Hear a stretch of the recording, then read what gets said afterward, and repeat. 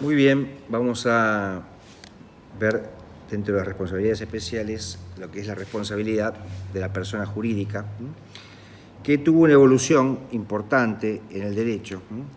Primero, para entender y aceptar a la persona jurídica como sujeto de derecho.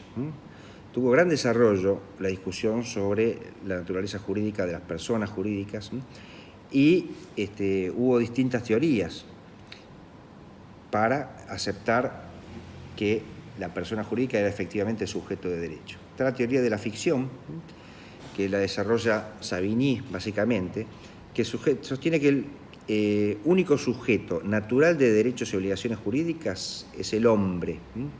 No puede ser otro, porque el derecho subjetivo es un poder de la ley que le da a la voluntad.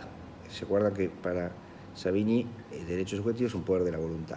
De esa manera, cuando la ley acuerda un poder a un ser que no tiene voluntad ni pensamiento, lo que está haciendo en realidad es creando una ficción jurídica, porque están siendo consideradas personas por el derecho, en realidad quienes no lo son, y es por una razón de interés económico o de interés social.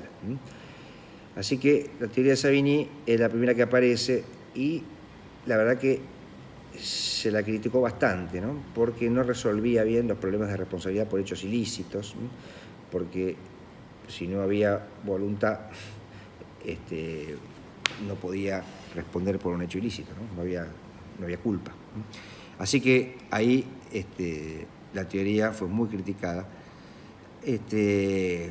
Hubo peores, porque hubo teorías negatorias de la personalidad, ¿no? Que, igual que la teoría de la ficción, parten de que la única persona real es el ser humano.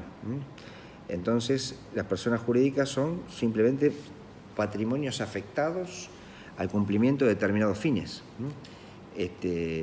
Así que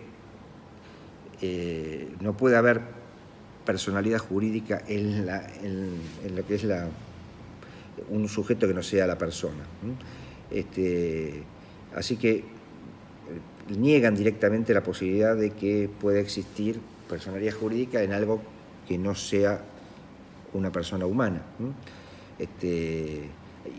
Y Erin, por ejemplo, decía que los únicos sujetos de derecho son los miembros. Los miembros, así que no era una persona distinta de los miembros que la acompañan, eran exactamente los mismos. Duguit también señala que las personas jurídicas no existen, porque él niega la existencia del sujeto del derecho en general, y dice que la persona humana solo tiene derechos, solo tiene deberes, no tiene derechos, y solo tiene deberes para cumplir en relación con la sociedad en la que se encuentra. Así que peor todavía aún. Y Kelsen, que es el padre de la teoría pura del derecho, el positivismo, comparte estas teorías y entiende que el derecho subjetivo es el derecho objetivo mismo, no hay diferencia ahí, porque no existen derechos subjetivos de modo autónomo, por lo tanto, tampoco debe existir un sujeto de derecho que es la propia persona. La persona, cualquiera sea su concepto, para Kelsen no es más que la unificación, es el centro de imputación de normas. Entonces, si existe un centro de imputación de normas, a eso le llamamos persona, y eso lo piensa después. La persona jurídica, entonces nos estaría indicando que el complejo de normas que regula la conducta de una pluralidad de hombres es la que termina conformándola. Pero, como vemos, también es una teoría negatoria, porque también Kelsen entiende que no existe tal cosa como una persona jurídica. Las personas las llamamos a los que son centros de imputación de normas, cualquiera sea para Kelsen, A partir de ahí desarrolla. Están las teorías de la realidad también, que empezaron a entender que la persona jurídica no era ni una ficción, ni había que negarla, como decían los autores anteriores, sino que era una realidad. Es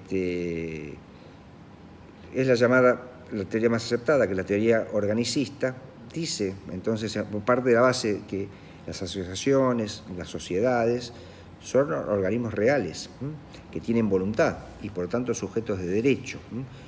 Se diferencian entonces claramente de lo que es la teoría de la ficción, porque entienden que la autorización estatal para funcionar una persona jurídica es meramente declarativa, es decir, por oposición no es constitutiva, no es que el Estado la hace nacer, el Estado la reconoce. Las asociaciones son realidades vivas y tienen órganos, se expresan a través de sus órganos, como cualquier organismo. Lo único que estos organismos no son biológicos. Entonces, si existe un directorio, si existe una asamblea, si existe un síndico, son órganos que conforman un organismo, que se hace el paralelismo con la persona física. Existen otras teorías también, como la teoría de la institución, que son naturalistas, porque como causan el bien, el Estado debe respetarlas, porque son hechas para el bien común. Así que la teoría más aceptada es la teoría del órgano, que entiende que la persona jurídica, así como la persona física, también es un organismo que tiene sus órganos, la persona jurídica también lo es, ¿no? Ahora, la persona física ahora se le llama persona humana en el nuevo código, ¿no? Entonces, esta discusión corrió mucho en el tiempo y hoy no hay quien discuta la existencia de las personas jurídicas. Existen y son aceptadas. Por lo tanto, si son sujetos de derecho, está claramente establecido que tienen responsabilidad. Una persona jurídica tiene que responder frente a hechos ilícitos y tiene que responder frente a los contratos que pueda formular. Es decir, cuando contrata también tiene que responder, tiene que cumplir. Bueno, es muy importante tener en cuenta cuál es la teoría que nos rige, porque si nosotros tomamos que la persona jurídica es una ficción, por lo tanto, es una ficción que el derecho termina estableciendo más que reconociendo. Bueno, ¿por qué respondería una persona jurídica? Porque la persona jurídica va a responder por los actos de alguna persona física que la compone. Porque no es que el estatuto se mueve solo, va a haber una persona física que la integra, y si hablamos de una teoría de la ficción y si de eso partimos, tendría que pensarse en que hay un mandato virtual, ¿no? Entonces hay que definir los alcances de ese mandato virtual, que es una ficción jurídica, para conocer si la actuación de ese representante, es decir, de esa persona, que es el que firmó el contrato o el que cometió un hecho ilícito, se marcó en los límites del estatuto de la persona jurídica. Entonces, porque si obró fuera de esos límites y causó un daño, la responsabilidad sería individual del representante y no va a afectar al mandante de la persona. Si actuó dentro de los límites del mandato, sí le afectaría. Entonces, el objeto social de la persona jurídica debe ser lícito.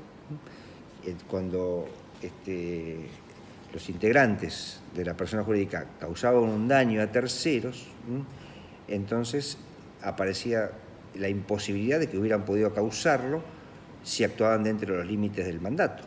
Por definición, el mandato tiene que ser para hacer actos lícitos. Entonces, eso nos llevaba a concluir que la persona jurídica no respondía. En este caso, solo se comprometía la responsabilidad personal o individual del ente o de la persona física que la representaban. Entonces, no podía concebirse una responsabilidad de las personas jurídicas en el ámbito extracontractual basados en esa teoría. Como Vélez Sarsfield adscribió a esa teoría, que es la teoría de la ficción, y por lo tanto hay un mandato que se le da a la persona que actúa, la redacción original del Código Civil de Vélez, antes de la reforma incluso del año 68, que regía, que era el viejo artículo 43 del Código de Vélez, las exculpaba. Entonces, para intentar cambiar eso, ahí hay que escribirse a la otra teoría, a la teoría del órgano, a la teoría organicista, que es la que dijimos, que sostiene que los individuos que conforman las personas jurídicas no lo hacen como representantes o mandatarios de la persona jurídica, son partes integrantes de la misma, son sus órganos. Hay un organismo que tiene órganos y se encuentran vinculados institucionalmente a ella, por el propio acto estatutario, por el acto de constitución. Es decir, que mientras el representante es un tercero, que tiene con la institución un vínculo, digamos, externo, que podemos asimilar al mandato, por el contrario, el órgano integra a la persona jurídica y tiene con ella un vínculo interno. Por lo tanto, la relación es muy diferente, porque es la propia persona jurídica que se expresa a través de sus órganos, así como la persona física expresa su voluntad, la persona humana expresa su voluntad, también lo hace a través de sus órganos biológicos. Acá la persona jurídica lo hace también a través de sus órganos. Es paralelo el razonamiento.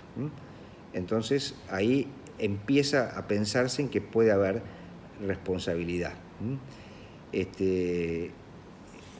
Metiéndonos ya en el campo concreto de la responsabilidad, las personas jurídicas, para el Código de Vélez, estaba claro que eran absolutamente responsables de los actos de sus administradores o representantes, siempre que su actuación sea conforme a los límites del mandato, que estaban actuando dentro de una representación.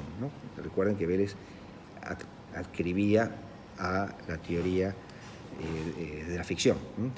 Por lo tanto, el artículo 36 del viejo Código entendía que se trataba de un mandato, y el mandato tenía origen en los estatutos sociales o en las disposiciones de asambleas o de directorios.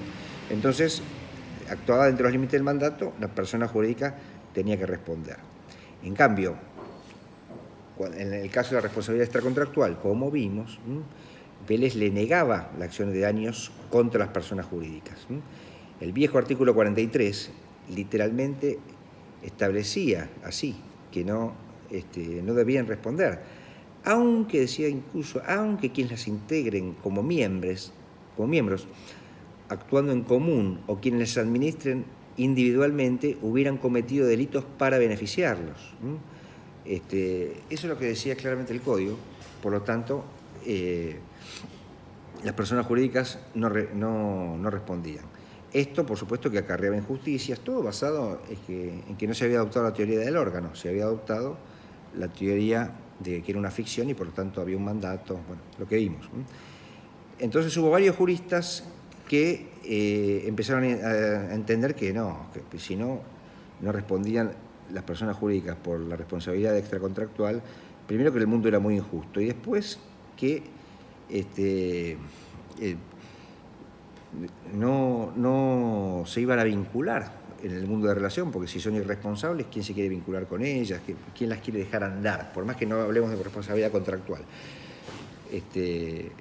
Termina siendo más que una solución, un problema. Entonces, algunos decían que la responsabilidad, que al principio se decía que era plena, otros veían que era responsabilidad solo en los cuasidelitos y no en los delitos, por cómo estaba redactado el artículo, pero la verdad que eran todas soluciones muy poco coherentes, así que se empezó a explorar y se buscó las fuentes del Código de Vélez y se advirtió que había Vélez traducido a Freitas, había tomado la palabra de Freitas, que era sendoque, y la tradujo por aunque, y en realidad debe haber dicho cuándo. Entonces tendría que ver la concreta traducción correcta del sendoque, tendría que haber sido cuándo, ¿no? Entonces parece que incluso se encontró un diccionario que parece que utilizó Vélez y tomó esa palabra. Pero con eso, al decir cuándo en lugar de aunque, cambia bastante, cambia todo el sentido de la norma.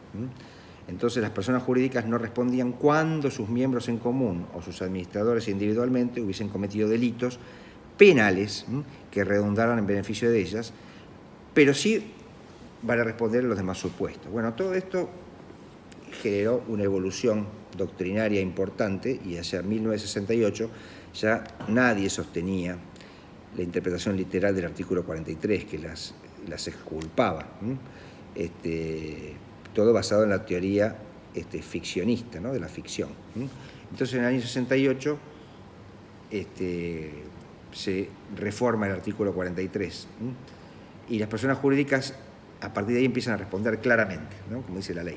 Las personas jurídicas responden por los daños que causen quien las dirijan o administren en el ejercicio o en ocasión de sus funciones. Entonces responden también por los daños que causen sus dependientes o las cosas en las condiciones que establece el propio Código en las obligaciones, en el capítulo de las obligaciones de los hechos ilícitos que no son delitos, es decir, en los cuasi delitos.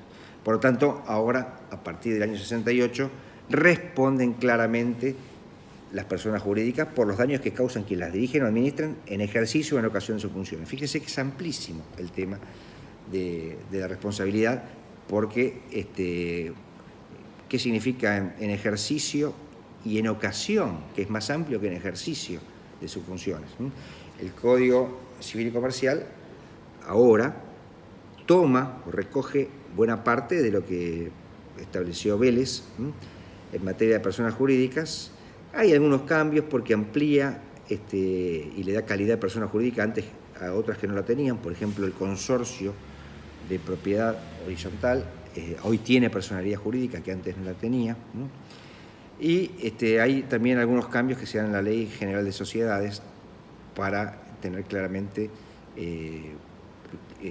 lo que es la responsabilidad de las personas jurídicas, tanto en el ámbito contractual como en el ámbito extracontractual. Entonces, podemos decir que a partir ya del 68 y más con lo que estableció el Código actual, queda claro que en materia extracontractual las personas jurídicas responden por los daños que causen quienes las dirigen o administran en ejercicio o en ocasión de sus funciones. El artículo que rige ahora es el 1763, que dice eso, del Código Civil y Comercial, que repite casi textualmente lo que decía el viejo artículo 43 reformado, que, que podemos decir que establecía esa disposición. Por ahí podemos pensar que lo hacía en forma redundante, que la responsabilidad de las personas jurídicas se extienden a los daños que causen también sus dependientes o las cosas de las cuales se sirve. No existen dudas de que éstas responderán también como el principal por los daños causados por sus dependientes, así como el daño causado por el riesgo o vicio de las cosas o por las actividades que sean riesgosas o peligrosas por su naturaleza, por medios empleados o por las circunstancias de su realización. Entonces, todo lo que decía el artículo 43 es tomado en el nuevo código, en principio por el 1763 y también por los artículos 1753 y 1757 del código. Por lo tanto, todo el espectro que cubría el artículo 43 es cubierto también por los diversos artículos del Código Civil y Comercial nuevo que nos rige ahora. Por lo tanto, la cuestión se centra en entender qué significa que sean el ejercicio o en ocasión de sus funciones. Es fundamental entender que si uno lo viera de modo amplio, ¿qué queda fuera de lo que es ejercicio u ocasión de sus funciones? Ahí diversos autores empezaron a tratar de limitar esto para que no sea tan amplio y no tomarlo tan literal, ¿no? Alterini, por ejemplo, dice que tratándose de actos de directores o administradores, la persona jurídica responde literalmente por los daños causados en el ejercicio o en ocasión de sus funciones, pero la interpretación literal puede ser, correr el riesgo de ser muy extensiva. Entonces, podemos decir que los actos de los órganos en los límites formales de su función, cuando el órgano actúa dentro de los límites funcionales del estatuto y de la ley, la persona jurídica responde por los actos ilícitos obrados por aquel. Por ejemplo, si la comisión directiva de un club dicta una resolución formalmente válida, pero injusta y nociva. Bueno, ¿qué pasa ahí? ¿Responde o no responde? Sí, es válida, actúa dentro de los límites, pero si es injusto y nociva, entonces no hay duda que ahí debe responder. Pero los actos de los órganos que exorbitan la esfera de sus funciones, en esa situación los órganos no actúan como tales. Por ejemplo, si el director de una sociedad anónima realiza una gira de negocios y en el transcurso de esa gira atropella a un peatón, no puede decirse que haya actuado como órgano de la persona jurídica, expresando la voluntad de esa persona jurídica, de ese ente. En realidad ha actuado con voluntad propia. Por lo tanto, ahí exorbita lo que es el ejercicio de su función. Así que hay una preocupación muy grande por dar un alcance que sea congruente con el sistema, porque si no, la interpretación de tomar literal en ejercicio o en ocasión de sus funciones puede ser tan extensa que toda la actuación de sus órganos caiga dentro de ella. Bueno, muy bien, muchas gracias.